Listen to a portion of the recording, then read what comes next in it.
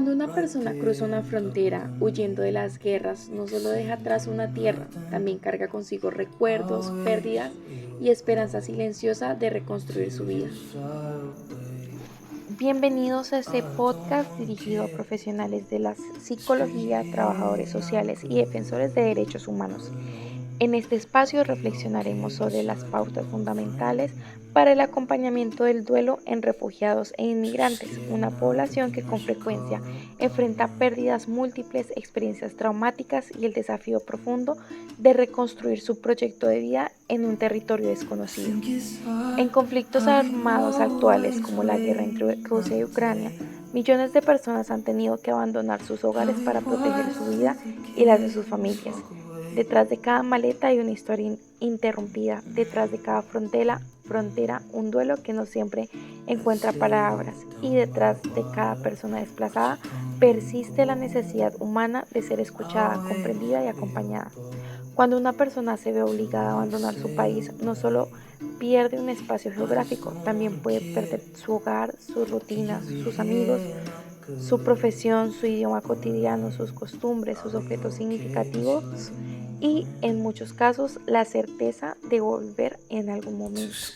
El exilio, el refugio y la migración forzada transforman la experiencia de vida y confrontan al individuo con una realidad marcada por la incertidumbre. Desde la perspectiva de Vivamik de Volkan, el duelo de inmigrantes y refugiados posee características particulares. No se trata de una pérdida única y delimitada, sino de una sucesión de pérdidas simultáneas. Además, muchas de estas pérdidas permanecen abiertas. La persona no sabe si volverá a su casa, si sus seres queridos están a salvo o si podrán recuperar el sentido de continuidad de su historia. Volka señala que el duelo migratorio puede convertirse en un duelo permanente. La palabra permanente no implica que el duelo no pueda aliviarse, sino que el objeto perdido continúa teniendo una presencia emocional intensa. El país de origen, la familia lejana y la entidad cultural siguen habitando la memoria y el afecto, incluso cuando la persona intenta adaptarse a un nuevo entorno. A diferencia de otros tipos de duelo, el duelo migratorio incluye pérdidas materiales, afectivas, sociales y simbólicas. Se pierde el territorio, pero también la lengua que nombra el mundo. Se pierde la cercanía con los seres queridos, pero también el reconocimiento social y la sensación de pertenecer a una comunidad. Se pierde la seguridad y con ella la confianza básica en el futuro. En las pérdidas se suma con frecuencia la exposición a experiencias traumáticas. Muchas personas refugiadas han presenciado bombardeos, persecuciones, torturas, desapariciones, violencia sexual, hambre o muerte de familiares. Otras han atravesado rutas migratorias peligrosas, han sufrido explotación y han sido víctimas de discriminación en el país receptor.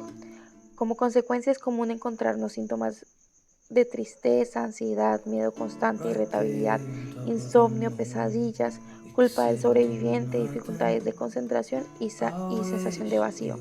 En algunos casos aparecen síntomas de estrés postraumático como recuerdos intrusivos, hipervigilancia y evitación del estímulo asociado con el trauma. Ante esta realidad, el acompañamiento psicológico exige una mirada integral. No basta con identificar síntomas clínicos, es necesario comprender la historia de vida, las pérdidas acumuladas, los recursos internos, el contexto social y las condiciones actuales de la persona. La primera pauta para la intervención es construir un espacio seguro. Después de haber vivido situaciones de amenaza, la confianza suele encontrarse profundamente afectada. Por ello, el profesional debe transmitir respeto, consistencia, confiabilidad y calidez humana. A veces el primer acto terapéutico consiste simplemente en ofrecer un lugar donde el dolor pueda existir sin ser cuestionado. La escucha activa constituye la base del acompañamiento. Escuchar no es solo oír palabras, es atender a los silencios, a las pausas, a las lágrimas contenidas y a aquello que todavía no puede nombrarse. La escucha empática permite que la persona sienta que su experiencia tiene valor y que su sufrimiento es legítimo. Una segunda pauta es validar emocionalmente las reacciones del consultante. Es importante explicar que la tristeza, el miedo, la rabia, la nostalgia y la confusión son respuestas humanas esperables frente a pérdidas significativas y experiencias traumáticas. Esta validación reduce la sensación de anormalidad y favorece la autocomprensión. La tercera pausa consiste en respetar el ritmo del proceso. No todas las personas están preparadas para narrar de inmediato lo vivido. Algunos necesitan primero recuperar estabilidad, establecer rutinas y sentir confianza. El profesional debe evitar presionar al consultante para hablar de eventos dolorosos antes de que cuente con suficientes recursos emocionales. La cuarta pauta es incorporar el enfoque culturalmente sensible. Cada cultura tiene formas particulares de expresar el sufrimiento, elaborar las pérdidas y buscar apoyo. Para algunas personas la espiritualidad, los rituales y las tradiciones familiares cumplen una función especial. El psicólogo debe reconocer y respetar estos significados. La quinta pauta es identificar las pérdidas visibles e invisibles. Algunas son concretas como la casa o el trabajo, otras son más sutiles como el prestigio social, la identidad profesional, la sensación de control o la confianza en los demás. Conocer estas dimensiones permite entender mejor la profundidad del duelo. La sexta pauta es fortalecer las redes de apoyo. El aislamiento intensifica el sufrimiento. En cambio, la presencia de familiares, amigos, grupos comunitarios y organizaciones de apoyo puede convertirse en un factor protector decisivo. Desde la psicología social comunitaria se destaca la importancia de reconstruir el sentido de pertenencia.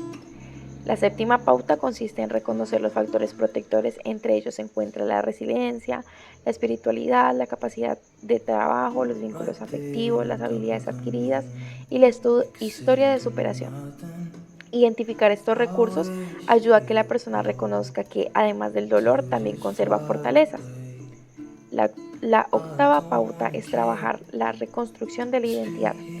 El desplazamiento puede fragmentar la imagen que la persona tiene de sí misma. Quien antes se reconocía como profesional, padre, estudiante o líder comunitario, puede sentirse reducido a la condición de refugiado. El acompañamiento psicológico debe facilitar la integración de la historia pasada con nuevas posibilidades en el futuro.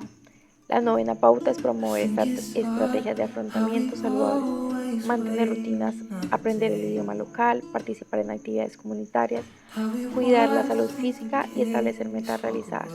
Contribuye a la formación de la sensación de estabilidad y control. La décima pauta es evaluar el riesgo clínico, si existen síntomas severos, deterioro funcional importante o ideación suicida. Es necesario activar rutas de atención y realizar una remisión oportuna a servicios especializados. El acompañamiento ético implica reconocer cuando se requiere un abordaje más intensivo. La undécima pauta es evitar la revictimización. La persona no puede sentirse obligada a repetir constantemente su historia para mostrar que merece ayuda. El profesional debe priorizar la dignidad, la autonomía y el reconocimiento de sus capacidades. La duodécima pauta es trabajar desde una perspectiva interdisciplinar. La necesidad de refugiados e inmigrantes trasciende el ámbito psicológico. Vivienda, alimentación, documentación, educación y acceso a la salud son aspectos que influyen directamente en el bienestar emocional. Por ello, la articulación con trabajadores sociales, médicos y organizaciones humanitarias resulta indispensable. El decimotercera pauta es acompañar la resignificación de la experiencia. El objeto no es borrar el dolor ni acelerar el duelo, sino ayudar a que la pérdida encuentre un lugar en la historia personal. Con el tiempo los recuerdos pueden dejar de ser una herida abierta y convertirse en parte de una narración de supervivencia y transformación. La decimocuarta pauta es fomentar la esperanza realista. La esperanza no niega el sufrimiento, otorga dirección, significa reconocer que, aún después de la pérdida, es posible reconstruir vínculos, recuperar proyectos y descubrir nuevos sentidos de vida. La decimoquinta pauta es cuidar al profesional que acompaña. Escuchar historias de guerra, persecución y desarraigo puede generar desgaste emocional. La supervisión, el autocuidado y el apoyo entre colegas son fundamentales para sostener una práctica ética y sensible. Desde la psicología social comunitaria, el acompañamiento no se limita al individuo. También implica fortalecer comunidades, promover participación y facilitar procesos de integración. Cuando las personas encuentran espacios donde son reconocidas y valoradas, el duelo deja de ser una experiencia solitaria. Acompañar a un refugiado o a un inmigrante es en cierta forma ayudarle a reunir los fragmentos de su vida interrumpida Es sostener el dolor sin apropiarse de él. Es ofrecer presencia cuando las palabras escasean y es recordar que incluso después de la guerra la dignidad humana permanece intacta. En conclusión, el duelo en refugiados e inmigrantes es un proceso complejo en el que convergen diversas pérdidas múltiples, traumas, desarraigo y adaptación. El papel del psicólogo consiste en ofrecer un espacio seguro, validar las emociones, respetar la cultura, fortalecer recursos personales y comunitarios y promover la reconstrucción del proyecto de vida. Detrás de cada historia de desplazamiento existe una persona que no solo ha perdido, sino que también conserva la capacidad de resistir, de resignificar y de volver a empezar. Acompañar ese proceso es un acto profundamente humano y ético. Muchas gracias por escuchar este podcast. Espero que estas reflexiones y pautas contribuyan al desarrollo de intervenciones más sensibles, contextualizadas y comprometidas con la protección de los derechos humanos y de la salud en las personas refugiadas e inmigrantes.